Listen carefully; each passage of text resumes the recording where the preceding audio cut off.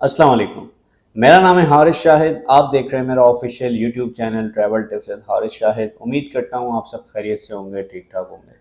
आज हम बात करने जा रहे हैं यूएसए के वीज़ा के हवाले से। 2026 स्टार्ट होने वाला है, सिर्फ 2 महीने रह गए हैं। कुछ लेटेस्ट अपडेट्स मैं आपके साथ शेयर करूंगा अमेरिका के वीज़ा के हवाले से।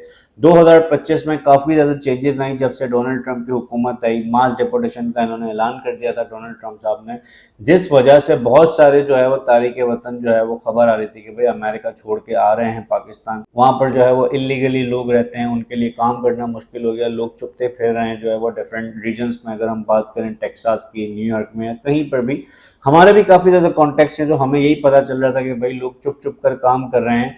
यानी बहुत ज़्यादा स्ट्रिक्टनेस जो है वो इन्होंने पैदा कर दी थी, लेकिन अब जाके स्टेबल हो चुकी हैं बहुत सारी चीज़ें। अब वीज़ा रेशो भी अच्छा हो गया है।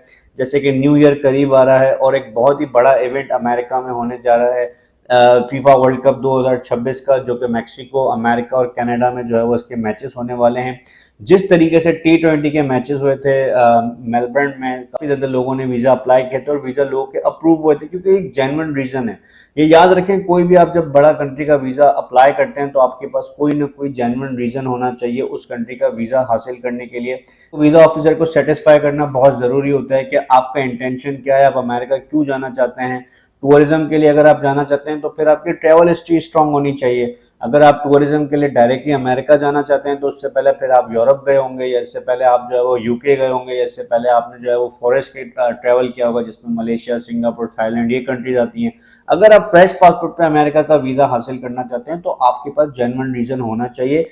टूरिज्म एक रीज़न नहीं है कि भाई मुझे डायरेक्टली अमेरिका देखना है, क्योंकि वीज़ा ऑफिसर इस चीज़ को समझता है कि यार अगर आपको घूमना है तो घूमने के लिए यूरोप सबसे बेहतरीन है।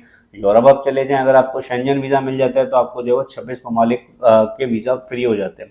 तो ये सारी चीज़ें वीज़ा ऑफिसर के माइंड में आती है। टू बी ऑनेस्ट बात ये कि जहाँ पे हम सोचना बंद करते हैं वहाँ पे वो लोग सोचना स्टार्ट करते हैं। लेकिन आज की वीडियो में मैं आपको कुछ ऐसे टिप्स एंड ट्रिक्स बताने वाला हूँ जिसमें 100% गारंटी के साथ 2026 में आप अमेरिका का वीज़ा हासिल कर सकते हैं।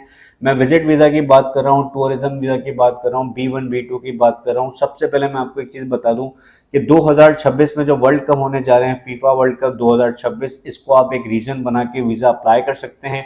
देखिए, अगर ये आप मान के चलें कि जून से मैचेस स्टार्ट होंगे, अगर आप आज अपना माइंड सेट करते हैं कि यार आपने नवंबर में, दिसंबर में, जनवरी में अप्लाई करना है, तो अमेरिका का अपॉइंटमेंट कम से कम आपको 4 से 5 महीने में मिलता है। तो आप अगर अभी से प्रोसेस करते हैं तो आपको अर्ली अपॉइंटमेंट मिल जाएगा। एक तो अर्ली अपॉइंटमेंट का प्रोसेस आपके लिए इजी हो जाएगा कि भाई आपका एक इंटेंशन क्लियर होगा, आप फुटबॉल लवर हैं और आप जो है वो अमेरिका में मैचेस एंजॉय करना चाहते हैं। और जिन्होंने ऑलरेडी कतर में जो है वो मैचेस अटेंड किए थे, उनके लिए और ज़्यादा बेनिफिट रहेगा अमेरिका का वीज़ा हासिल करने की। अब मैं आपको स्ट्रेट फॉरवर्ड चीज़ें बता देता हूँ कि आपको क्या क्या चीज़ें चाहिए होंगी, क्या फीस है वीज़ा की, और तमाम तरह डिटेल्स मैं आपको शॉर्टली बता देता हूँ, जिसमें आपकी तमाम तरह चीज़ें क्लियर हो जाएंगी।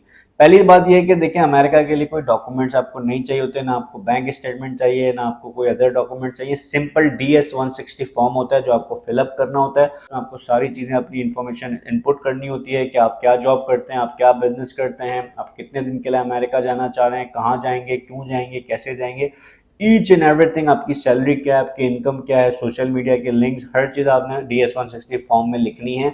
और उसी से रिलेटेड आपसे वीज़ा ऑफिसर इंटरव्यू करता है DS-160 फॉर्म की बेसिस पे। और इंटरव्यू की बेसिस पे आपको जो है वो ये डिसाइड किया जाता है कि वो आपको वीज़ा दे रहे हैं या नहीं दे रहे। एट अ टाइम आपको जो है वो डिसाइड कर देते हैं। अगर आपको वीज़ा देते हैं तो आपका पासपोर्ट अपने पास रख लेते हैं। अगर आपको वीज़ा नहीं देते तो आपको एक पेपर दे देते हैं और कहते हैं कि भाई आप नेक्स्ट टाइम दोबारा अप्लाई कीजिएगा। ये सिंपल सा प्रोसेस है, कोई डॉक्यूमेंट्स नहीं मांगे जाते कि भाई बैंक स्टेटमेंट दिखाओ, या कोई आपसे जो है वो कंपनी की इन्फॉर्मेशन नहीं मांगी जाती। जस्ट आपसे इंटरव्यू होता है, और इंटरव्यू क्या होता है, यही सवाल होते हैं कि आपका जो है वो इंटेंशन क्या है, आप कहाँ जाना चाह रहे हैं, अमेरिका क्यों जाना चाह रहे हैं, कितने दिन के लिए जाएंगे, कहाँ पे रहेंगे, ये सारे डिटेल में जो है वो आपसे सवाल होता है। इंटरव्यू कैसे देना है इस पर मैं पूरी डिटेल में वीडियो बना चुका हूँ, डिस्क्रिप्शन में लिंक डाल दूंगा, वो आप देखेंगे स्टेप बाय स्टेप मैंने पूरी वीडियो बनाई है, तो वो आपको सारी चीज़ें उसमें समझ आ जाएंगी। DS-160 फॉर्म फिल करने के बाद आपको जो है वो $185, $185 की फ़ीस पे करनी पड़ती है। फीस पे करने के बाद आपका वीज़ा अप्लाई हो जाता है। उसके बाद आपको अपॉइंटमेंट मिलती है। जब आपको अपॉइंटमेंट मिलती है तो आपके पास रीस्केड्यूल करने का टाइम होता है कि आप अपने अपॉइंटमेंट को रीस्केड्यूल कर सकें।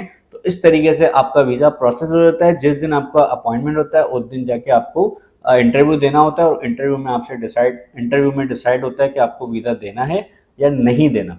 तो ये बेस्ट और अच्छा मौका है उन लोगों के लिए जो अमेरिका के ख्वाहिशमंद हैं।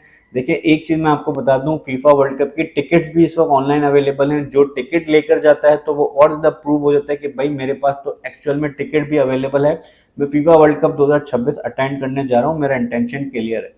तो टिकट भी ऑनलाइन आप बाय कर सकते हैं, फीफा की ऑफिशियल वेबसाइट पे भी जाके आपको टिकट्स मिल जाती हैं। तो ये बहुत ही बेहतरीन मौका है अमेरिका का वीज़ा हासिल करने का 2026 में। जिस तरीके से पहले बहुत सारे लोगों ने फ़ायदा उठाया, तो ये फ़ायदा उठाने का टाइम है। ये इवेंट होने जा रहा है और बहुत बड़ा इवेंट होने जा रहा है। इसमें दुनिया से लोग यहाँ पर आएंगे।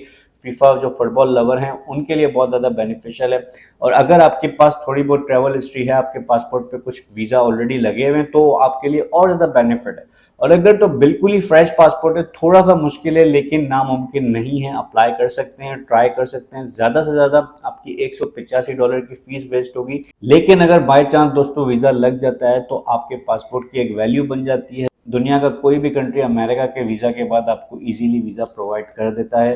तो ये बहुत ही बेनिफिशियल टाइम है। जो लोग अमेरिका से रिलेटेड सवाल कर रहे थे इंस्टाग्राम पे कि भाई अप्लाई करें नहीं करें, क्या प्रोसेस है, कैसे करें, अमेरिका की अपडेट्स क्या हैं, तो अपडेट इस वक्त ये है कि काफ़ी ज़्यादा जो है वो वीज़ा इशू हो रहे हैं, वीज़ा रेशो अच्छा जा रहा है।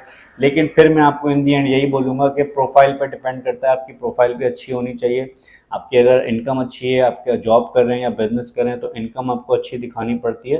तो ये तमाम तरह डिटेल्स हैं। अगर आप चाहते हैं कि हम आपके लिए अमेरिका का वीज़ा अप्लाई करें, तो ये ईमेल एड्रेस आपको नज़र आ रहा होगा। इस पे आपने जो है वो इस पे आपने ईमेल करना है तमाम तरह डिटेल्स, तो हम आपसे डेफिनेटली कोऑर्डिनेशन करेंगे। और दूसरी एक इंपॉर्टेंट चीज़ कि हम डायरेक्टली आपको ये सजेस्ट नहीं करेंगे कि हम आपका वीज़ा अप्लाई करते हैं। पहले हम आपकी प्रोफाइल को असेस करेंगे कि आप एलिजिबल हैं भी या नहीं हैं, उसके बाद हम आपको सजेस्ट करेंगे कि आपको अप्लाई करना चाहिए या नहीं करना चाहिए। तो ये ईमेल आपको नज़र आ रहा होगा, इस पर आप रब्ता कर सकते हैं। चैनल पर नहीं हो तो सब्सक्राइब कर दीजिएगा, वीडियो अच्छी लगी हो तो लाइक कर दिया करें, शेयर कर दें अपने दोस्तों के साथ जो अमेरिका जाना चाहते हैं। मैं मिलूंगा आपसे अगली वीडियो में कुछ न्यू इन्फॉर्मेशन के साथ। मुझे दीजिएगा इजाज़त। Thank you so much. अल्लाह हाफ़िज़।